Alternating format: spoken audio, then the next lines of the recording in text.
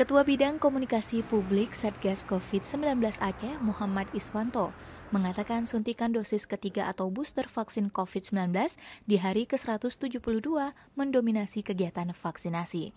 Karena ada 49 dari 121 orang yang ikut vaksin disuntik booster.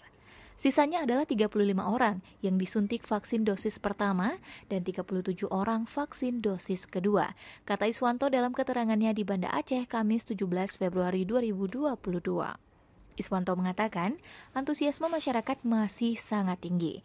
Mereka terus berdatangan untuk mendaftarkan diri agar mendapatkan kesempatan suntik vaksin COVID-19.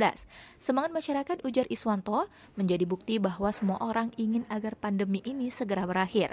Lebih lanjut, Iswanto mengatakan, hingga 172 hari pelaksanaan vaksinasi tahap kedua oleh pemerintah Aceh, ditambah sepekan vaksinasi tahap pertama, sebanyak 96.512 orang yang telah disuntik vaksinasi.